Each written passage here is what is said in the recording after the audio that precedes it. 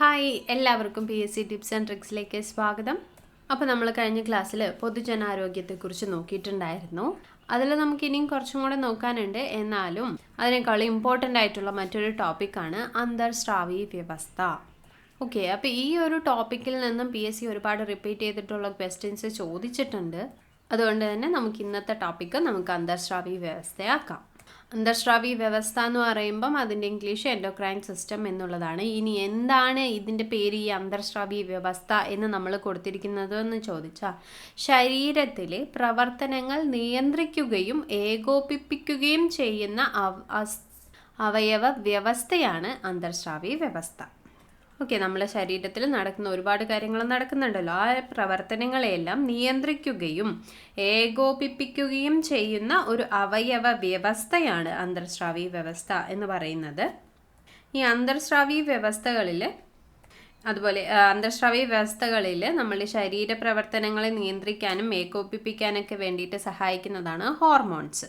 അപ്പോൾ ഈ ഉൽപ്പാദിപ്പിക്കുന്ന ഹോർമോണുകളിലെ കുഴലുകളിലല്ലാതെ നേരിട്ട് രക്തത്തിലേക്ക് കടത്തിവിടുന്ന ഗ്രന്ഥികളെയാണ് നമ്മൾ അന്തർസ്രാവി ഗ്രന്ഥികൾ എന്ന് പറയുന്നത്. ഓക്കെ, അന്തർസ്രാവി വ്യവസ്ഥയിൽ എൻഡോക്രൈൻ ഗ്ലാൻസ് എന്ന് പറയുന്നത് അല്ലെങ്കിൽ അന്തർസ്രാവി ഗ്രന്ഥികൾ എന്ന് പറയുന്നത് ഇവ ഉൽപ്പാദിപ്പിക്കുന്ന ഹോർമോണുകളിനെ കുഴലുകളിലൂടെ അല്ലാതെ നേരിട്ട് രക്തത്തിലേക്ക് കടത്തിവിടുന്ന ഗ്രന്ഥികളെയാണ് നമ്മൾ അന്തർസ്രാവി ഗ്രന്ഥികൾ എന്ന് പറയുന്നത്. ഇനി ഹോർമോണുകളെ നേരിട്ട് രക്തത്തിലേക്ക് കടത്തിവിടാതെ ഏതെങ്കിലും കുഴലുകൾ വഴിയാണ് ഈ ഹോർമോണുകളെ കടത്തിവിടുന്നത് എന്നുണ്ടെങ്കിൽ അവരെ നമ്മൾ ബഹിർസ്രാവി ഗ്രന്ഥികൾ എന്ന് പറയും, എക്സോക്രൈൻ ഗ്ലാൻസ് എന്ന് പറയും. ഓക്കെ, അപ്പോൾ അന്തർസ്രാവി വ്യവസ്ഥ എന്ന് പറയുമ്പോൾ എൻഡോക്രൈൻ സിസ്റ്റം എന്ന് നമ്മൾ പറയുന്നു. അവർ നമ്മുടെ ശരീരത്തിലെ പ്രവർത്തനങ്ങൾ നിയന്ത്രിക്കാനും ഏകോപിപ്പിക്കാനുമായിട്ട് ഒരുപാട് അവയവങ്ങളൊക്കെ കൂടെ ചേർന്ന് ഉൽപ്പാദിപ്പിക്കുന്ന ഒരു ഹോർമോൺ ഉൽപ്പാദിപ്പിക്കുന്ന കുറേ അവയവങ്ങളെയൊക്കെ ചേർത്തതിനെയാണ് നമ്മൾ അന്തർസ്രാവി വ്യവസ്ഥ എന്ന് പറയുന്നത്. ഇനി ഹോർമോണുകളെ നേരിട്ട് രക്തത്തിലേക്ക് കടത്തിവിടാതെ വല്ല കുഴലുകൾ വഴി കടത്തിവിടുന്ന ഗ്രന്ഥികളെയാണ് നമ്മൾ ബഹിർസ്രാവി ഗ്രന്ഥികൾ എന്ന് പറയുന്നത്. എന്നാൽ ഉൽപ്പാദിപ്പിക്കുന്ന ഹോർമോണുകളെ കുഴലുകളിലൂടെ അല്ലാതെ നേരിട്ട് രക്തത്തിലേക്ക് കടത്തിവിടുന്ന ഗ്രന്ഥികളെ നമ്മൾ അന്തർസ്രാവി ഗ്രന്ഥികൾ എന്ന് പറയും. ഇനിയിപ്പോൾ നമ്മൾ ഹോർമോൺ എന്ന് പറഞ്ഞല്ലോ. എന്തിനെയാണ് ഒരു ഹോർമോൺ എന്ന് പറയാമെന്ന് ചോദിച്ചാൽ, ഒരു ഗ്രന്ഥിയോ അല്ലെങ്കിൽ ഒരു കോശമോ തന്നെ പുറപ്പെടുവിക്കുന്ന സന്ദേശവാഹകരായിട്ടുള്ള സ്രവങ്ങളെയാണ് നമ്മൾ ഹോർമോൺസ് എന്ന് പറയുന്നത്. ഈ ഹോർമോണുകളാണ് എന്ത് ചെയ്യുന്നത്, നമ്മളുടെ ശരീരത്തിലെ പ്രവർത്തനങ്ങളെ നിയന്ത്രിക്കുകയോ അല്ലെങ്കിൽ ഏകോപിപ്പിക്കുകയോ ചെയ്യുന്നത്. ഇനി ലോകത്തിൽ ആദ്യമായിട്ട് കണ്ടുപിടിക്കപ്പെട്ട ഹോർമോണാണ് സെക്രീറ്റിൻ. ഓക്കെ, ലോകത്തിൽ ആദ്യമായിട്ട് കണ്ടുപിടിക്കപ്പെട്ട ഹോർമോണാണ് സെക്രീറ്റിൻ. അപ്പോൾ ഈ ഗ്രന്ഥി എന്ന് പറയുമ്പോൾ അത് ഹോർമോണുകൾ ഉൽപ്പാദിപ്പിക്കുന്ന ഒരു സെറ്റ് ഓഫ് അവയവത്തെയാണ് നമ്മൾ ഈ ഗ്രന്ഥികൾ എന്ന് പറയുന്നത്. അതിൽ ഏറ്റവും വലിയ ഗ്രന്ഥി എന്ന് പറയുന്നത് നമ്മുടെ കരളാണ്. ഓക്കെ, കരളാണ് നമ്മളുടെ മനുഷ്യ ശരീരത്തിലെ ഏറ്റവും വലിയ ഗ്രന്ഥി. ഇനി ഏറ്റവും ചെറിയ അന്തർസ്രാവി ഗ്രന്ഥി എന്ന് പറയുന്നത് തൈറോയിഡ് ഗ്രന്ഥിയാണ്. ഏറ്റവും വലിയ അന്തർസ്രാവി ഗ്രന്ഥി എന്ന് പറയുന്നത് നമ്മളുടെ തൈറോയിഡാണ്. ഓക്കെ, ഏറ്റവും വലിയ അന്തർസ്രാവി ഗ്രന്ഥി, ഏറ്റവും വലിയ എൻഡോക്രൈൻ ഗ്ലാൻഡ് ആണ് നമ്മുടെ തൈറോയിഡ് എന്ന് പറയുന്നത്. എന്നാൽ ഏറ്റവും വലിയ ഗ്ലാൻഡ് ഏത് എന്ന് ചോദിച്ചാൽ അത് നമ്മുടെ കരളാണ്. ഓക്കെ, നമ്മൾ പറഞ്ഞു എന്താണ് അന്തർസ്രാവി ഗ്രന്ഥികൾ എന്നുള്ളത്. നമ്മൾ പറഞ്ഞു ഹോർമോണുകളെ നേരിട്ട് രക്തത്തിലേക്ക് കടത്തിവിടുന്ന ഗ്രന്ഥികളെയാണ് നമ്മൾ അന്തർസ്രാവി ഗ്രന്ഥികൾ എന്നുള്ളത് പറഞ്ഞത്. ആ അന്തർസ്രാവി ഗ്രന്ഥികളിലെ ഏറ്റവും വലുതാണ് തൈറോയിഡ് ഗ്രന്ഥി. എന്നാൽ ഏറ്റവും വലിയ ഗ്രന്ഥി ഏത് എന്ന് ചോദിച്ചാൽ അത് നമ്മളുടെ കരളാണ്. ഓക്കെ, ഇനി ഏറ്റവും ചെറിയ അന്തർസ്രാവി ഗ്രന്ഥി ഏത് എന്ന് ചോദിച്ചാൽ അത് പീനിയൽ ഗ്ലാൻഡ് ആണ്, പീനിയൽ ഗ്രന്ഥി. ഓക്കെ, ഏറ്റവും ചെറിയ അന്തർസ്രാവി ഗ്രന്ഥി എന്ന് പറയുന്നത് പീനിയൽ ഗ്രന്ഥിയാണ്. ഏറ്റവും വലിയ ഗ്രന്ഥി കരളും ഏറ്റവും വലിയ അന്തർസ്രാവി ഗ്രന്ഥി തൈറോയിഡും ഏറ്റവും ചെറിയ അന്തർസ്രാവി ഗ്രന്ഥി പീനിയൽ ഗ്രന്ഥിയുമാണ്. ഈ അന്തർസ്രാവി ഗ്രന്ഥികൾ അറിയപ്പെടുന്നത് നാളീരഹിത ഗ്രന്ഥികൾ എന്ന പേരിലാണ്. ഓക്കെ, അതായത് ഇവർ ഹോർമോൺസ് ഒന്നും ഏതൊരു കൊഴലുകളിലൂടെയോ അങ്ങനെ ഒന്നുമല്ലല്ലോ കടത്തിവിടുന്നത്, നേരിട്ട് രക്തത്തിലേക്കല്ലേ. അപ്പോൾ അതുകൊണ്ടാണ് അവരെ എന്തെന്നും കൂടെ അറിയപ്പെടുന്നത് നാളീരഹിത ഗ്രന്ഥികൾ എന്ന് അന്തർസ്രാവി ഗ്രന്ഥികൾ അറിയപ്പെടുന്നത്. ഓക്കെ, നമ്മളിപ്പോൾ പറഞ്ഞല്ലോ അന്തർസ്രാവി ഗ്രന്ഥികളുടെ സ്രവങ്ങൾ ഹോർമോണുകൾ എന്നാണ് അറിയപ്പെടുന്നത് എന്നുള്ളത്. ആ ഹോർമോണുകൾ മനുഷ്യരിലെ രാസസന്ദേശവാഹകർ എന്നാണ് അറിയപ്പെടുന്നത്. ഈ ഹോർമോൺസ് ഒരു സന്ദേശവാഹകരായിട്ടാണ് ആക്ട് ചെയ്യുന്നത്. അത് രാസസന്ദേശവാഹകർ എന്നാണ് ഹോർമോണുകൾ അറിയപ്പെടുന്നത് എന്നുള്ളത് ഓർത്തു വയ്ക്കുക. ഇനി നമ്മളുടെ ഈ അന്തർസ്രാവി ഗ്രന്ഥികളെ കുറിച്ചും അവ ഉൽപ്പാദിപ്പിക്കുന്ന ഹോർമോണുകളെ കുറിച്ചും എല്ലാം പഠിക്കുന്ന ശാസ്ത്രശാഖേനെയാണ് നമ്മൾ എൻഡോക്രൈനോളജി എന്ന് പറയുന്നത്. നമ്മളിപ്പോൾ പറഞ്ഞ അന്തർസ്രാവി വ്യവസ്ഥ എന്ന് പറഞ്ഞാൽ എൻഡോക്രൈൻ സിസ്റ്റമാണ്, അന്തർസ്രാവി ഗ്രന്ഥി എന്ന് പറഞ്ഞാൽ എൻഡോക്രൈൻ ഗ്ലാൻഡ് ആണ് എന്നുള്ളത് പറഞ്ഞു. അപ്പോൾ ഈ അന്തർസ്രാവി ഗ്രന്ഥികളെക്കുറിച്ചും അവ ഉൽപ്പാദിപ്പിക്കുന്ന ഹോർമോണുകളെ കുറിച്ചും പഠിക്കുന്ന പഠനശാസ്ത്ര ശാഖയാണ് എൻഡോക്രൈനോളജി.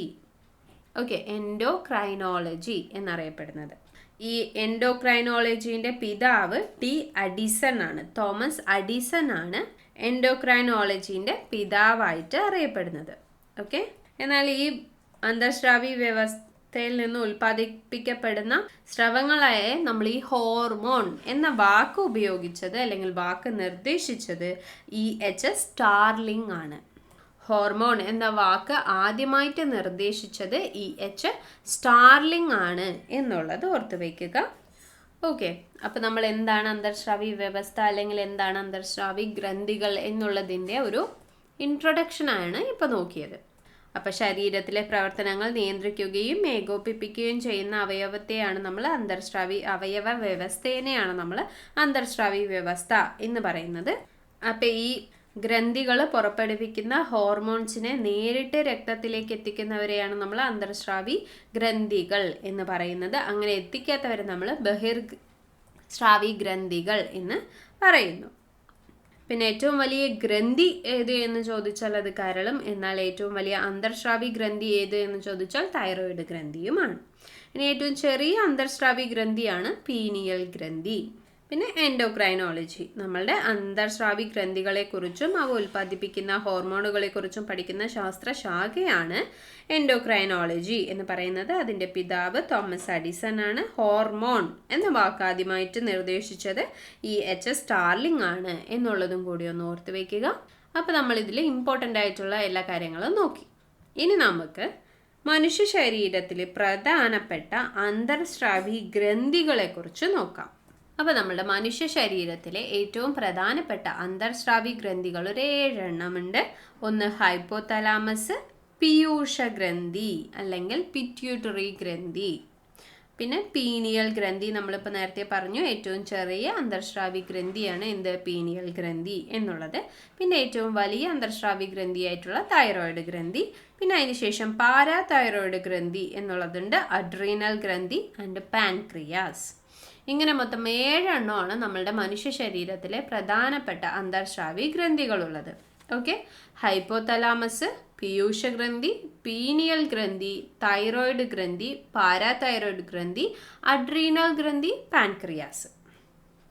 ഓക്കെ, അപ്പോൾ ഏതെല്ലാമാണ് നമ്മളുടെ അന്തർസ്രാവി ഗ്രന്ഥികൾ എന്നുള്ളത് ഒന്ന് കാണാതെ പഠിച്ചു വെക്കാനായിട്ട് ശ്രമിക്കുക. എന്തെങ്കിലും കോഡൊക്കെ ഉണ്ടെന്ന് വെച്ചാൽ അതെല്ലാം യൂസ് ചെയ്തിട്ട് പഠിക്കാം. കോഡ് അറിയാവുന്നവർ മറ്റുള്ളവർക്കും കൂടി ഷെയർ ചെയ്യാനായിട്ട് നമ്മുടെ താഴെ കമൻറ്റും കൂടി ഒന്ന് ചെയ്യാനായിട്ട് ശ്രമിക്കുക കേട്ടോ. അപ്പോൾ ഞാൻ ഒന്നുകൂടെ പറയണം, നമ്മളുടെ മനുഷ്യ ശരീരത്തിലെ പ്രധാന അന്തർസ്രാവി ഗ്രന്ഥികളാണ് ഹൈപ്പോതലാമസ്, പീയൂഷ ഗ്രന്ഥി അല്ലെങ്കിൽ പിറ്റ്യൂട്ടറി ഗ്രന്ഥി, പീനിയൽ ഗ്രന്ഥി, തൈറോയിഡ് ഗ്രന്ഥി, പാരാതൈറോയിഡ് ഗ്രന്ഥി, അഡ്രീനൽ ഗ്രന്ഥി ആൻഡ് പാൻക്രിയാസ്. ഓക്കെ, അപ്പോൾ നമുക്ക് ഇവരെക്കുറിച്ച് ഈ 7 പേരെക്കുറിച്ചും വളരെ ഡീറ്റെയിൽഡ് ആയിട്ട് തന്നെ കാര്യങ്ങൾ പഠിക്കാനുണ്ട്. ബിക്കോസ് PSC ഇവിടെ നിന്ന് ഒരുപാട് ക്വസ്റ്റ്യൻസ് റിപ്പീറ്റ് ചെയ്ത് ചോദിച്ചിട്ടുമുണ്ട്. അപ്പോൾ നമുക്ക് ഇവരെല്ലാവരെയും ഒന്ന് ഡീറ്റെയിൽഡ് ആയിട്ട് നോക്കി വയ്ക്കാം. ആദ്യത്തെ നമുക്ക് ഹൈപ്പോതലാമസ്. ഹൈപ്പോതലാമസ് എന്ന് പറയുന്നത് നമ്മൾ കഴിഞ്ഞ ദിവസങ്ങളിലായിട്ട് നമ്മൾ ബ്രെയിൻ പഠിച്ച സമയത്ത് നമ്മൾ പറഞ്ഞിട്ടുണ്ട് ഹൈപ്പോതലാമസിനെ കുറിച്ച്. ഹൈപ്പോതലാമസ് ഹോർമോണുകൾ ഉൽപ്പാദിപ്പിക്കുന്നുണ്ട് എന്നുള്ളത് നമ്മൾ ആ ക്ലാസ്സിൽ തന്നെ പറഞ്ഞിട്ടുള്ളൊരു കാര്യവുമാണ്. അപ്പോൾ നിങ്ങൾ എനിക്കിവിടെ കമൻറ്റ് ചെയ്ത് തരേണ്ടത് നമ്മളുടെ ഹൈപ്പോതലാമസ് നമ്മളുടെ മനുഷ്യ ശരീരത്തിൽ എന്തെല്ലാമാണ് നിയന്ത്രിക്കുന്നത് എന്നുള്ളതൊന്ന് താഴെ കമൻറ്റ് ചെയ്ത് വയ്ക്കുക. ഓക്കെ, അപ്പോൾ ഈ ഹൈപ്പോതലാമസ് ഉൽപ്പാദിപ്പിക്കുന്ന ഹോർമോണുകൾ വാസോപ്രസിനും ഓക്സിറ്റോസിനുമാണ്. ഓക്കെ, വാസോപ്രസിനും ഓക്സിറ്റോസിനും ഉൽപ്പാദിപ്പിക്കുന്നത് ഹൈപ്പോതലാമസ് ആണ് എന്നുള്ളതൊന്ന് ഓർത്ത് വയ്ക്കുക. ഏതെല്ലാം രണ്ട് ഹോർമോൺസ് ആണ്? വാസോപ്രസിനും ഓക്സിറ്റോസിനും. വാസോപ്രസിന്റെ ധർമ്മം എന്ത് എന്ന് ചോദിച്ചാൽ നമ്മുടെ ശരീരത്തിലെ ജലത്തിന്റെ അളവ് നിയന്ത്രിക്കുക എന്നുള്ളതാണ് വാസോപ്രസിൻ എന്ന ഹോർമോണിന്റെ ധർമ്മം. അതുകൊണ്ട് തന്നെ അത് അറിയപ്പെടുന്ന മറ്റൊരു പേരാണ്, അതായത് നമ്മുടെ വാസോപ്രസിൻ അറിയപ്പെടുന്ന മറ്റൊരു പേരാണ് anti diuretic hormone. Okay, anti diuretic hormone എന്നറിയപ്പെടുന്നത് വാസോപ്രസിൻ ആണ് എന്നുള്ളതൊന്ന് നോട്ട് ചെയ്ത് വെക്കുക. അപ്പോൾ വാസോപ്രസിന്റെ ധർമ്മം എന്താണ് എന്ന് ചോദിച്ചാൽ നമ്മുടെ ശരീരത്തിലെ ജലത്തിന്റെ അളവ് നിയന്ത്രിക്കുക എന്നുള്ളതാണ്. ഇനി ഓക്സിറ്റോസിൻ നമ്മുടെ ശരീരത്തെ എങ്ങനെയാണ് സഹായിക്കുക എന്ന് ചോദിച്ചാൽ സ്ത്രീകളിലെ ഗർഭപാത്രത്തിന്റെ സങ്കോചത്തിന് സഹായിക്കുന്ന ഹോർമോണാണ് ഓക്സിറ്റോസിൻ.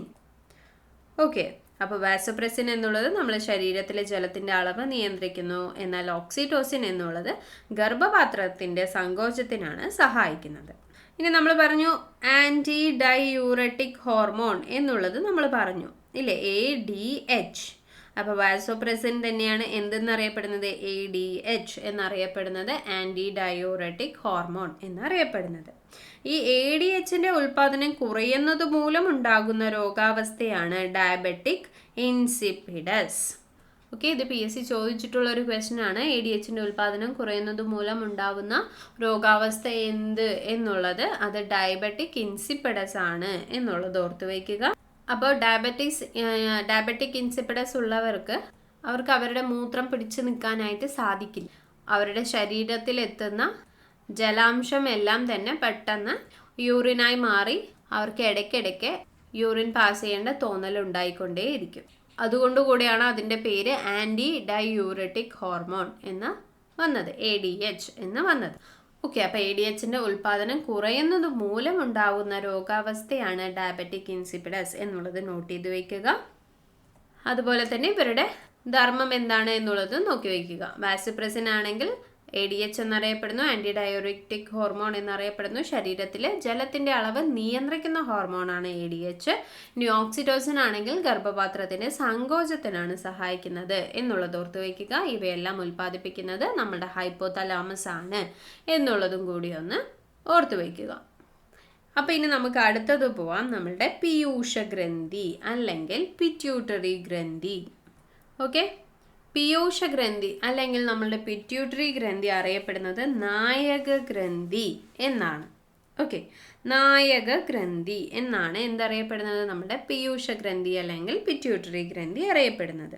ഇതിനെ എന്തുകൊണ്ട് നായക ഗ്രന്ഥി എന്ന് വിളിക്കുന്നു എന്ന് വിചാരിച്ചാൽ നമ്മളുടെ ശരീരത്തിന് ആവശ്യമായിട്ടുള്ളതും അത്യാവശ്യമായിട്ടുമുള്ളതുമായിട്ടുള്ള ഒരുപാട് ഹോർമോൺസ് ഉൽപ്പാദിപ്പിക്കുന്നത് ഈ പീയൂഷഗ്രന്ഥി അല്ലെങ്കിൽ പിറ്റ്യൂട്ടറി ഗ്രന്ഥിയാണ്. ഇതിൻ്റെ രണ്ട് ദളങ്ങളുണ്ട്, ഒന്ന് മുൻദളവും ഒന്ന് ദളവുമായിട്ടുണ്ട്. അപ്പോൾ ഇതിൻ്റെ ആദ്യത്തെ പിൻദളത്തിൻ്റെ കാര്യം പറയാം. നമ്മളിപ്പോൾ നേരത്തെ നോക്കിയിട്ടുള്ള നമ്മുടെ ഹൈപ്പോതലാമസ്, അയാൾ രണ്ട് ഹോർമോൺസ് ഉൽപ്പാദിപ്പിക്കുന്നുണ്ട് എന്ന് പറഞ്ഞു, വാസോപ്രസിനും ഓക്സിറ്റോസിനും. ഈ രണ്ട് ഹോർമോൺസിനെയും സ്റ്റോർ ചെയ്ത് വെക്കലും അതുപോലെ പിന്നീട് ആവശ്യമുള്ള സമയത്ത് റിലീസ് ചെയ്യലുമാണ് നമ്മുടെ പിറ്റ്യൂട്ടറി ഗ്രന്ഥി അല്ലെങ്കിൽ പീയൂഷഗ്രന്ഥിൻ്റെ പിൻദളത്തിൻ്റെ ധർമ്മം. ഓക്കെ, അപ്പോൾ ഹൈപ്പോതലാമസ് ആ രണ്ട് ഹോർമോൺസിനെയും റിലീസ് ചെയ്യും. പക്ഷെ ഇത് സ്റ്റോർ ചെയ്ത് വെക്കുന്നത് ആരാണ്? നമ്മളുടെ ഈ പീയൂഷഗ്രന്ഥിൻ്റെ പിൻദളമാണ്. ഓക്കെ, ഇനി നമ്മൾ മുൻതളത്തിലേക്ക് വരികയാണെന്നുണ്ടെങ്കിൽ പിറ്റ്യൂട്ടറി ഗ്രന്ഥികളുടെ മുൻതളം ഉൽപ്പാദിപ്പിക്കുന്ന ഹോർമോണുകൾ, ഒന്ന് thyroid stimulating hormone TSH, thyroid stimulating hormone. Okay, TSH എന്നറിയപ്പെടുന്ന തൈറോയിഡ് സ്റ്റിമുലേറ്റിംഗ് ഹോർമോൺ എന്നുള്ളത് പുറപ്പെടുവിക്കുന്നത് അല്ലെങ്കിൽ ഉൽപ്പാദിപ്പിക്കുന്നത് പിറ്റ്യൂട്ടറി ഗ്രന്ഥികളുടെ മുൻതളമാണ്.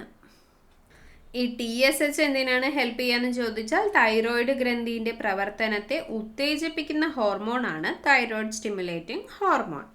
ഓക്കെ, അപ്പോൾ നമുക്ക് എല്ലാവർക്കും അറിയാം, നമ്മൾ ആഡംസ് ആപ്പിൾ എന്ന് പറയുന്നത് നമ്മൾ തൈറോയിഡ് ഗ്രന്ഥിനെയാണ്. ആ തൈറോയിഡ് ഗ്രന്ഥിന്റെ പ്രവർത്തനത്തെ ഉത്തേജിപ്പിക്കുന്ന ഹോർമോണാണ് തൈറോയിഡ് സ്റ്റിമുലേറ്റിംഗ് ഹോർമോൺ TSH എന്നുള്ളത്. അപ്പോൾ തൈറോയിഡ് ഗ്രന്ഥിന്റെ പ്രവർത്തനം കുറവാണ് എന്നുണ്ടെങ്കിൽ ഈ TSH ഒരുപാട് ഉൽപ്പാദിപ്പിച്ച് തുടങ്ങും. അപ്പോൾ TSHന്റെ ലെവല് കൂടും. തൈറോയ്ഡ് ഗ്രന്ഥിൻ്റെ പ്രവർത്തനം കുറവാണ് എന്നുണ്ടെങ്കിൽ TSHൻ്റെ അളവ് കൂടുതലും. ഇനി നമ്മളുടെ തൈറോയിഡ് ഓവറായിട്ട് പ്രവർത്തിച്ചുകൊണ്ടിരിക്കുകയാണെന്നുണ്ടെങ്കിൽ നമ്മളുടെ ഈ TSHൻ്റെ അളവ് വളരെ കുറവും ആയിരിക്കും. അപ്പോൾ നമ്മൾ അസുഖങ്ങൾ പഠിക്കുന്ന സമയത്ത് നമ്മൾ പഠിക്കുന്നുണ്ടാവും ഹൈപ്പോ തൈറോയിഡിസവും ഹൈപ്പർ തൈറോയിഡിസവും. അപ്പോൾ ഹൈപ്പോ തൈറോയിഡിസം എന്ന് പറയുന്ന സമയത്ത് നമ്മളുടെ തൈറോയ്ഡ് ഗ്രന്ഥിൻ്റെ പ്രവർത്തനം വളരെയധികം കുറഞ്ഞ നിലയിലായിരിക്കും. അപ്പോൾ ഈ TSH ഒന്ന് പ്രവർത്തിക്കുമോ എന്ന് ചോദിച്ചിട്ട് ഒരുപാട് TSH അങ്ങോട്ട് പ്രൊഡ്യൂസ് ആവും. അപ്പോൾ അതിനെയാണ് നമ്മൾ എന്തെന്ന് പറയുന്നത്, ഹൈപ്പോ തൈറോയിഡിസം എന്ന് പറയുന്നത്. എന്നാൽ ഹൈപ്പർ തൈറോയിഡിസം എന്ന് പറയുന്ന സമയത്ത് നമ്മൾ ഈ തൈറോയ്ഡ് ഗ്ലാൻഡ് ഒരുപാടധികം പ്രവർത്തിച്ചു കൊണ്ടിരിക്കും, അതിൻ്റെ പ്രവർത്തനങ്ങൾ കൂടുതലായിരിക്കും.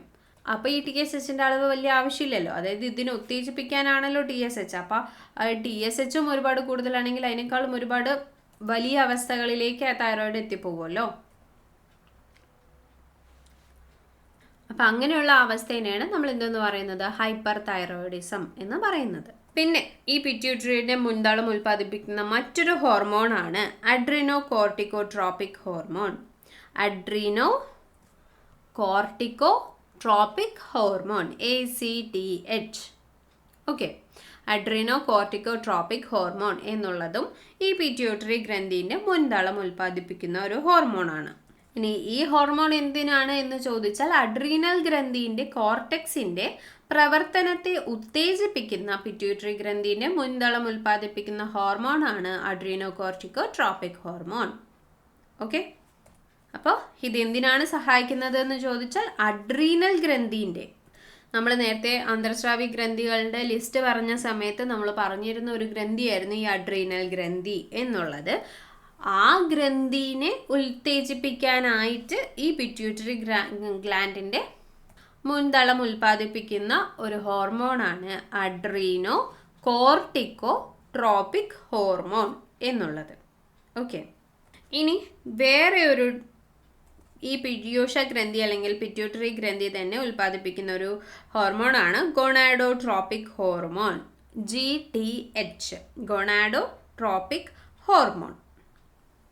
അതിൻ്റെ പ്രവർത്തനം എന്താണ്, അല്ലെങ്കിൽ ആ ഹോർമോൺ എന്തിനാണ് എന്ന് ചോദിച്ചാൽ പുരുഷന്മാരിൽ വൃഷ്ണങ്ങളുടെ പ്രവർത്തനത്തെയും സ്ത്രീകളിൽ അണ്ഡാശയങ്ങളുടെ പ്രവർത്തനത്തെയും ഉത്തേജിപ്പിക്കുന്ന പിറ്റ്യൂട്ടറി ഗ്രന്ഥിൻ്റെ മുൻതളം ഉൽപ്പാദിപ്പിക്കുന്ന ഹോർമോണാണ് ഗൊണാഡോട്രോപിക് ഹോർമോൺ GTH എന്ന് അറിയപ്പെടുന്നു. ഓക്കെ, അപ്പോൾ പീയൂഷ ഗ്രന്ഥി അല്ലെങ്കിൽ പിറ്റ്യൂട്ടറി ഗ്രന്ഥി ഉൽപ്പാദിപ്പിക്കുന്ന മറ്റൊരു ഹോർമോണാണ് GTH, ഗൊണാഡോട്രോപിക് ഹോർമോൺ എന്നറിയപ്പെടുന്നു. അതിൻ്റെ പ്രവർത്തനം എന്താണ്, അല്ലെങ്കിൽ ഉപയോഗം എന്താണ്, അല്ലെങ്കിൽ എന്തിനാണ് ഈ ഹോർമോൺ ഉൽപ്പാദിപ്പിക്കുന്നത് എന്ന് ചോദിച്ചാൽ പുരുഷന്മാരിൽ വൃഷ്ണങ്ങളുടെ പ്രവർത്തനത്തെയും സ്ത്രീകളിൽ അണ്ഡാശയങ്ങളുടെ പ്രവർത്തനത്തെയും ഉത്തേജിപ്പിക്കുന്ന പിറ്റ്യൂട്ടറി ഗ്രന്ഥിൻ്റെ മുൻതളം ഉൽപ്പാദിപ്പിക്കുന്ന ഹോർമോണാണ് ഈ ഗൊണാഡോട്രോപിക് ഹോർമോൺ അല്ലെങ്കിൽ GTH എന്നറിയപ്പെടുന്നത്. ഓക്കെ, അപ്പം നമ്മൾ 3 ഹോർമോൺസ് നമ്മളുടെ പീയൂഷ ഗ്രന്ഥി ഉൽപ്പാദിപ്പിക്കുന്ന 3 ഹോർമോൺസിനെ കുറിച്ച് നോക്കി. അപ്പം ഇനി അടുത്ത ഹോർമോണാണ് വളർച്ചാ ഹോർമോൺ അല്ലെങ്കിൽ ഗ്രോത്ത് ഹോർമോൺ എന്നറിയപ്പെടുന്നു. അതിന് മറ്റൊരു പേര് കൂടെയുണ്ട്, അതാണ് സൊമാറ്റോട്രോപിക് ഹോർമോൺ STH. നമ്മളിപ്പോൾ ഒരു GTH നോക്കി, ഗൊണാഡോട്രോപിക് ഹോർമോൺ എന്നുള്ളത് നമ്മൾ പറഞ്ഞു. എന്നാൽ സൊമാറ്റോട്രോപിക് ഹോർമോൺ എന്നുള്ളത് അറിയപ്പെടുന്ന മറ്റൊരു പേരാണ് ഗ്രോത്ത് ഹോർമോൺ എന്നുള്ളത്. STH, സൊമാറ്റോട്രോപിക് ഹോർമോൺ എന്നറിയപ്പെടുന്നു, അല്ലെങ്കിൽ സിമ്പിളായിട്ട് ഗ്രോത്ത് ഹോർമോൺ എന്നും അറിയപ്പെടുന്നു. ഈ വളർച്ചാ ഹോർമോൺ എന്തിനായിരിക്കും നമ്മളെ സഹായിക്കുന്നത്? കുട്ടികളിൽ വളർച്ചയെത്താൻ. അത് വളരെ സിമ്പിളല്ലേ, നമ്മളെ കുഞ്ഞുങ്ങളിൽ ശരിയായ ഹൈറ്റ് വെക്കാനായിട്ട്. ഈ വളർച്ച എന്നുകൊണ്ട് ഉദ്ദേശിക്കുന്നത് ശരീരത്തിൻ്റെയും ഉണ്ട്, മാനസികമായിട്ടുള്ളതും ഉണ്ട്. അതിൽ പ്രത്യേകമായിട്ട് നമുക്ക് കാണാൻ കഴിയുന്ന ഒരു റിസൾട്ട് എന്ന് പറയുന്നത് അവരുടെ ശരീരത്തിൻ്റെ വളർച്ചയാണ്. അപ്പോൾ ഈ ഗ്രോത്ത് ഹോർമോൺ അല്ലെങ്കിൽ സൊമാറ്റോട്രോപിക് ഹോർമോൺ എന്നുള്ളത് കുഞ്ഞുങ്ങളിലെ ശരീര വളർച്ചയെ സഹായിക്കുന്നു. അതാണ് അതിൻ്റെ ധർമ്മം. എന്നാൽ പൂർണ്ണ വളർച്ച എത്തിയതിനു ശേഷം ആദ്യം പൂർണ്ണ വളർച്ച എത്തുന്നതിന് മുന്നുള്ള കാര്യം നോക്കാം. ഈ സൊമാറ്റോട്രോപിക് ഹോർമോണിൻ്റെ ഉൽപ്പാദനത്തിൻ്റെ കുറവ് മൂലമുണ്ടാവുന്ന രോഗമാണ് വാമനത്വം അല്ലെങ്കിൽ ഡ്വാർഫിസം എന്നറിയപ്പെടുന്നത്. ഓക്കെ, പൂർണ്ണ വളർച്ച എത്തുന്നതിന് മുൻപ് നമ്മളുടെ ഈ STHൻ്റെ അല്ലെങ്കിൽ ഗ്രോത്ത് ഹോർമോണിൻ്റെ അളവ് നല്ല കുറവാണ് എന്നുണ്ടെങ്കിൽ കുട്ടികളിൽ സംഭവിക്കാവുന്ന ഒരു അവസ്ഥയാണ് ഡ്വാർഫിസം അല്ലെങ്കിൽ വാമനത്വം എന്നറിയപ്പെടുന്നത്. ഇവിടെ ഒരു ത്വം ഇല്ല കേട്ടോ, വാമനത്വം എന്നാണേ. വാമനത്വം അല്ലെങ്കിൽ ഡ്വാർഫിസം എന്നുള്ളത് ഈ സൊമാറ്റോട്രോപിക് ഹോർമോണിൻ്റെ ഉൽപ്പാദനത്തിൻ്റെ കുറവ് മൂലമുണ്ടാകുന്ന രോഗമാണ്. എന്നാൽ പൂർണ്ണ വളർച്ച എത്തുന്നതിന് മുൻപ് തന്നെ ഈ STHൻ്റെ അല്ലെങ്കിൽ ഗ്രോത്ത് ഹോർമോണിൻ്റെ ഉൽപാദനം അധികമായാൽ അതിൻ്റെ ഫലമായിട്ടുണ്ടാകുന്ന ഒരു രോഗമാണ് അല്ലെങ്കിൽ ഒരു അവസ്ഥയാണ് ജൈജാൻറ്റിസം അല്ലെങ്കിൽ ഭീമാകാരത്വം. ഈ വാമനത്വം എന്ന് പറയുമ്പോൾ കുട്ടികളിൽ ഹൈറ്റ് വയ്ക്കാതെ അവർ പോകുന്നതാണ്. കുട്ടികൾ ചെറിയൊരു ഹൈറ്റിൽ തന്നെ നിൽക്കുന്നതിനെയാണ് നമ്മൾ വാമനത്വം എന്ന് പറയുന്നത്. എന്നാൽ അതിന് നേരെ ഓപ്പോസിറ്റ് ആയിട്ട് അവരുടെ പ്രായത്തിനനുസരിച്ചിട്ടുള്ളതല്ലാതിരിക്കുന്ന അവരുടെ വളർച്ചേനെയാണ്, ആ ഹൈറ്റ് വെക്കലിനെയാണ് നമ്മൾ എന്തെന്ന് പറയുന്നത്, ഭീമാകാരത്വം എന്ന് പറയുന്നത്. അത് സൊമാറ്റോട്രോപിക്കിൻ്റെ ഉൽപ്പാദനം അധികമാകുന്നതിൻ്റെ ഫലമായിട്ട് ഉണ്ടാവുന്ന ഒരു രോഗമാണ് അല്ലെങ്കിൽ അവസ്ഥയാണ്. ഇനി ഇത് രണ്ടും പൂർണ്ണ വളർച്ച എത്തുന്നതിന് മുൻപ് കുട്ടികളിലുള്ള കാര്യമാണ് നമ്മളിപ്പോൾ പറഞ്ഞത്. എന്നാൽ ഒരു മനുഷ്യൻ പൂർണ്ണ വളർച്ച എത്തിയതിനു ശേഷം ഈ സൊമാറ്റോട്രോപിക്കിൻ്റെ പ്രവർത്തനം ഇല്ലാതായാൽ ഉണ്ടാകുന്ന അവസ്ഥേനെയാണ് സിമൺസ് സിൻഡ്രം എന്ന് പറയുന്നത്. സിമൺസ് സിൻഡ്രം എന്നറിയപ്പെടുന്നത് പൂർണ്ണ വളർച്ച എത്തിയതിനു ശേഷം സൊമാറ്റോട്രോപ്പിൻ്റെ പ്രവർത്തനശേഷി ഇല്ലാതായാൽ ഉണ്ടാകുന്ന അവസ്ഥേനെയാണ് സിമൺസ് സിൻഡ്രം എന്ന് അറിയപ്പെടുന്നത്. എന്നാൽ നേരെ തിരിച്ച് നമ്മളുടെ പൂർണ്ണ വളർച്ച എത്തിയതിനു ശേഷം സൊമാറ്റോട്രോപ്പിൻ്റെ ഉൽപ്പാദനം അധികമാകുന്നതിൻ്റെ ഫലമായിട്ടുണ്ടാകുന്ന രോഗമാണ് അക്രോമെഗലി എന്ന പേരിൽ അറിയപ്പെടുന്നത്. ഓക്കെ, അതായത് അവരുടെ നമ്മൾ ഈ നക്കിൾസ് എന്ന് പറയില്ലേ, ഈ ജോയിൻറ്റ്സ് അല്ലെങ്കിൽ മുട്ടുകൾ എന്നൊക്കെ പറയില്ലേ, നമുക്കിങ്ങനെ പൊട്ടിക്കാൻ കഴിയുന്ന പ്ലേസുകൾ, അതായത് ഇങ്ങനെ വിരൽ ഇങ്ങനെ പൊട്ടിക്കുന്ന ഒരു സ്ഥലമില്ലേ, അതിനാണ് ഈ നക്കിൾസ് എന്ന് പറയുന്നത്. അല്ലെങ്കിൽ നമുക്ക് സിംപ്ലി ജോയിൻറ്റ്സ് എന്ന് പറയാം. അപ്പോൾ ഈ പൂർണ്ണ വളർച്ച എത്തിയതിനു ശേഷം സൊമാറ്റോട്രോപ്പിൻ്റെ പ്രവർത്തനം അധികമാവുകയാണ് എന്നുണ്ടെങ്കിൽ അവർക്ക് ഈ നക്കിൾസിൽ നിന്ന് അല്ലെങ്കിൽ ഈ ജോയിൻറ്റ്സിൽ നിന്ന് അവരുടെ ആ ഒരു വളർച്ച കൂടുതലായിരിക്കും. അപ്പോൾ അവർ വിരൂപകളെ പോലെ ആവും. നമ്മൾ ഈ ചീക്ക് ബോൺസ് ഒക്കെ ഉണ്ടല്ലോ, നമ്മൾ ഈ കവിളുടെ മേലെയുള്ള ബോൺസൊക്കെ, അതെല്ലാം വന്നിങ്ങനെ വീർത്തിങ്ങനെ വരും. അപ്പം മൊത്തത്തിൽ അവരെ കാണാൻ വിരൂപികളെ പോലെ ഉണ്ടാവും. അങ്ങനെയുള്ള ഒരു അവസ്ഥയാണ് നമ്മൾ അക്രോമെഗലി എന്ന് പറയുന്നത്. അത് പൂർണ്ണ വളർച്ച എത്തിയതിനു ശേഷം ഈ സൊമാറ്റോട്രോപിക് ഹോർമോണിൻ്റെ ഉൽപ്പാദനം കൂടുന്നത് കൊണ്ടുണ്ടാവുന്ന ഒരു അവസ്ഥയാണ്. അപ്പോൾ നമ്മളിപ്പോൾ മൊത്തം 4 കാര്യങ്ങൾ പറഞ്ഞു. STHനെ വെച്ചിട്ട് തന്നെ 4 രോഗങ്ങളെക്കുറിച്ച് പറഞ്ഞു. എന്തെല്ലാമാണ്? ഒന്ന് ഡ്വാർഫിസം, ഒന്ന് ജൈജാൻറ്റിസം, വാമനത്വം അല്ലെങ്കിൽ ഭീമാകാരത്വം. വാമനത്വം എന്ന് പറഞ്ഞാൽ ഡ്വാർഫിസം, ഭീമാകാരത്വം എന്ന് പറഞ്ഞ് ജൈജാൻറ്റിസം. ഇത് 2 പറഞ്ഞു. ഈ 2 സംഭവിക്കുന്നത് അല്ലെങ്കിൽ ഈ 2 രോഗങ്ങൾ വരുന്നത് കുട്ടികളിലാണ്. വാമനത്വം എന്ന് പറയുന്നത് കുട്ടികളിൽ സൊമാറ്റോട്രോപിക് ഹോർമോണിൻ്റെ ഉത്പാദനം കുറവാകുമ്പോൾ അവർ ഹൈറ്റ് വെക്കാതെ ഇരിക്കുന്നതിനെയാണ് നമ്മൾ വാമനത്വം അല്ലെങ്കിൽ ഡ്വാർഫിസം എന്ന് പറയുന്നത്.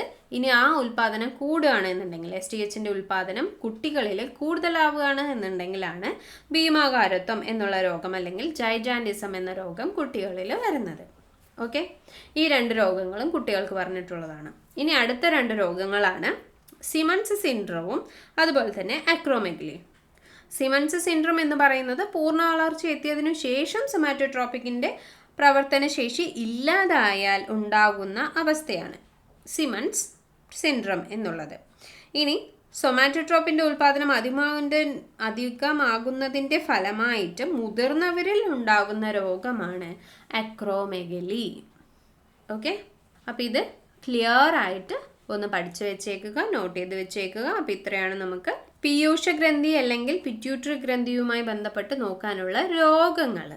ഇനി ഈ പിറ്റ്യൂട്ടറി ഗ്രന്ഥി അല്ലെങ്കിൽ പീയൂഷഗ്രന്ഥി ഉൽപ്പാദിപ്പിക്കുന്ന മറ്റൊരു ഹോർമോണാണ് പ്രൊലാക്റ്റിൻ. ഓക്കെ, പ്രൊലാക്റ്റിൻ എന്നുള്ളതും ഈ പീയൂഷഗ്രന്ഥി അല്ലെങ്കിൽ പിറ്റ്യൂട്ടറി ഗ്രന്ഥി ഉൽപ്പാദിപ്പിക്കുന്ന ഒരു ഹോർമോണാണ്. ഈ പ്രൊലാക്റ്റിൻ എന്നുള്ളത് നമ്മുടെ മുലപ്പാൽ ഉൽപ്പാദനത്തിന് സഹായിക്കുന്ന ഒരു ഹോർമോണാണ്. അതും ഉൽപ്പാദിപ്പിക്കുന്നത് പീയൂഷഗ്രന്ഥിയാണ് എന്നുള്ളതും കൂടി ഒന്ന് നോട്ട് ചെയ്ത് വെക്കുക. അപ്പം തലച്ചോറിൻ്റെ അടിഭാഗത്തായിട്ട് പയറുവിത്തിൻ്റെ ആകൃതിയിൽ കാണപ്പെടുന്ന ഗ്രന്ഥിയാണ് പീയൂഷഗ്രന്ഥി. ഓക്കെ, തലച്ചോറിൻ്റെ അടിഭാഗത്തായിട്ട് പയറുവിത്തിൻ്റെ ആകൃതിയിൽ കാണപ്പെടുന്ന ഗ്രന്ഥിയാണ് പീയൂഷ ഗ്രന്ഥി എന്നുള്ളതും കൂടി ഒന്ന് നോട്ട് ചെയ്ത് വെക്കുക. ഇതറിയപ്പെടുന്ന ഒരു പേരാണ് നായക ഗ്രന്ഥി എന്നുള്ളത്. നമ്മളുടെ ശരീരത്തിന് അത്യാവശ്യമായിട്ടുള്ള ഒരുപാട് ഹോർമോൺസിനെ ഉത്തേജിപ്പിക്കുന്നത് അല്ലെങ്കിൽ ഉൽപ്പാദിപ്പിക്കുന്നത് ഈ പീയൂഷ ഗ്രന്ഥിയാണ് എന്നുള്ളത് കൊണ്ടാണ് അതിന് നായക ഗ്രന്ഥി എന്നുള്ളൊരു പേര് കൊടുത്തിരിക്കുന്നത്. ഇനി ഈ പിറ്റ്യൂട്ടറി ഗ്രന്ഥിൻ്റെ മുൻതളം ഉൽപ്പാദിപ്പിക്കുന്ന ഹോർമോൺസ് എന്തെല്ലാമാണ് എന്നുള്ളത് നമ്മൾ പറഞ്ഞു. TSH, ACTH, GTH അല്ലെങ്കിൽ STHും പ്രൊലാക്റ്റിനും. അങ്ങനെ മൊത്തം 5 ഹോർമോൺസ് ആണ് പീയൂഷ ഗ്രന്ഥി ഉൽപ്പാദിപ്പിക്കുന്നത്. ഓക്കെ, TSH എന്ന് പറഞ്ഞാൽ തൈറോയിഡ് സ്റ്റിമുലേറ്റിംഗ് ഹോർമോൺ എന്നുള്ളതും, ACTH എന്ന് പറയുന്നത് അഡ്രീനോ കോർട്ടിക്കോട്രോപിക് ഹോർമോൺ എന്ന് പറയുന്നു, GTH എന്ന് പറയുന്നത് ഗൊണാഡോട്രോപിക് ഹോർമോൺ എന്ന് പറയുന്നു, STH എന്നുള്ളത് സൊമാറ്റോട്രോപിക് ഹോർമോൺ അല്ലെങ്കിൽ വളർച്ചാ ഹോർമോൺ, ഗ്രോത്ത് ഹോർമോൺ എന്നറിയപ്പെടുന്നു. പിന്നെ ഉൽപ്പാദിപ്പിക്കുന്നതാണ് പ്രൊലാക്റ്റിൻ. ഓക്കെ, അപ്പോൾ നമ്മൾ ഈ പറഞ്ഞിട്ടുള്ള 5 ഹോർമോൺസിൻ്റെയും പ്രവർത്തനം എന്താണ് എന്നുള്ളതും കൂടെ നമ്മൾ പറഞ്ഞിട്ടുണ്ടായിരുന്നു. ഓക്കെ, അപ്പോൾ ഇമ്പോർട്ടൻ്റ് ആയിട്ടുള്ളതെല്ലാം തന്നെ നിങ്ങൾ നോട്ട് ചെയ്ത് വെക്കുന്നുണ്ട് എന്നുള്ളതും കൂടെയാണ് വിശ്വസിക്കുന്നത്. അപ്പോൾ അടുത്തത് നമുക്ക് അടുത്തൊരു ഗ്രന്ഥിനെ നോക്കാം. അതാണ് പീനിയൽ ഗ്രന്ഥി. അപ്പോൾ പീനിയൽ ഗ്രന്ഥിനെ കുറിച്ച് നമ്മൾ നേരത്തെ തന്നെ പറഞ്ഞിട്ടുണ്ടായിരുന്നു. മനുഷ്യ ശരീരത്തിലെ ഏറ്റവും ചെറിയ അന്തർസ്രാവി ഗ്രന്ഥിയാണ് പീനിയൽ ഗ്രന്ഥി എന്നുള്ളത്. അപ്പോൾ ഈ പീനിയൽ ഗ്രന്ഥി കാണപ്പെടുന്നത് സെറിബെല്ലത്തിന് തൊട്ടു മുകളിൽ ഒരു അമരവിത്തിൻ്റെ ആകൃതിയിൽ കാണപ്പെടുന്ന ഗ്രന്ഥിയാണ് പീനിയൽ ഗ്രന്ഥി.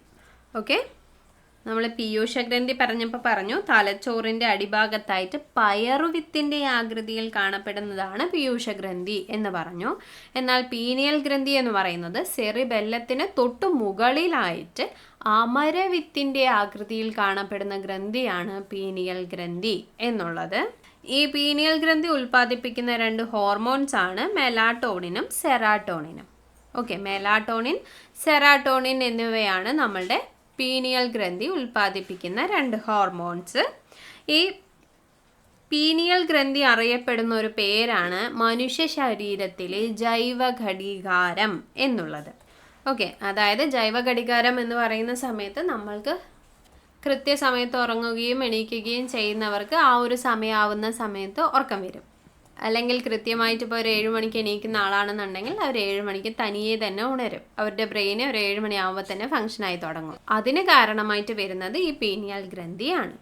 ഓക്കെ, ഇപ്പം നമ്മളിപ്പം കുറേ ദിവസങ്ങൾ ഒരാഴ്ചയോളം നമ്മൾ ഉച്ചയ്ക്ക് കിടന്ന് ഉറങ്ങിയെന്ന് വെച്ചാൽ നമുക്ക് നെക്സ്റ്റ് ഡേ നമ്മൾ ഉച്ചയ്ക്ക് ഉറങ്ങണ്ടെന്ന് വിചാരിച്ചാൽ പോലും നമുക്ക് എന്ത് വരും, ഉച്ചയ്ക്ക് ഉറക്കം വരും. ആ ഒരു കൃത്യസമയമാകുമ്പോൾ ആ ഒരു സമയത്തിൻ്റെ ഏകദേശം സമയമാകുമ്പോഴത്തേക്കും നമുക്ക് ഉറക്കം വന്നു തുടങ്ങും. അതിന് കാരണക്കാരനാണ് ഈ പീനിയൽ ഗ്രന്ഥി എന്നുള്ളത്. അപ്പം നമ്മളുടെ മനുഷ്യ ശരീരത്തിലെ ജൈവ ഘടികാരം എന്നാണ് പീനിയൽ ഗ്രന്ഥി അറിയപ്പെടുന്നത്. അപ്പോൾ പീനിയൽ ഗ്രന്ഥി ഉൽപ്പാദിപ്പിക്കുന്ന 2 ഹോർമോണിലെ മെലാട്ടോണിൻ, സെറാട്ടോണിൻ എന്നുള്ളതിലെ മെലാട്ടോണിൻ സഹായിക്കുന്നത് നമുക്ക് ഉറങ്ങാൻ സഹായിക്കുന്ന ഹോർമോണാണ്. ഓക്കെ, മെലാട്ടോണിൻ എന്നുള്ളത് നമുക്ക് ഉറങ്ങാൻ സഹായിക്കുന്ന ഹോർമോണാണ് മെലാട്ടോണിൻ.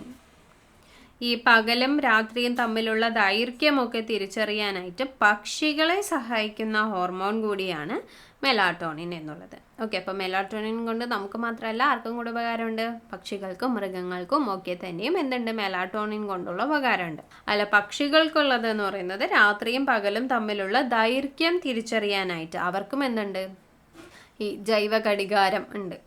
ഈ കോഴിയൊക്കെ കറക്റ്റ് അവരുടെ ടൈം ആകുമ്പോൾ എണീറ്റ് കൂവാറില്ലേ, അതെല്ലാം ഈ പീനിയൽ ഗ്രന്ഥിൻ്റെ കാരണമാണ്. അപ്പോൾ പകലും രാത്രിയും തമ്മിലുള്ള ദൈർഘ്യം തിരിച്ചറിയാൻ പക്ഷികളെ സഹായിക്കുന്ന ഹോർമോണാണ് മെലാട്ടോണിൻ എന്നുള്ളതും.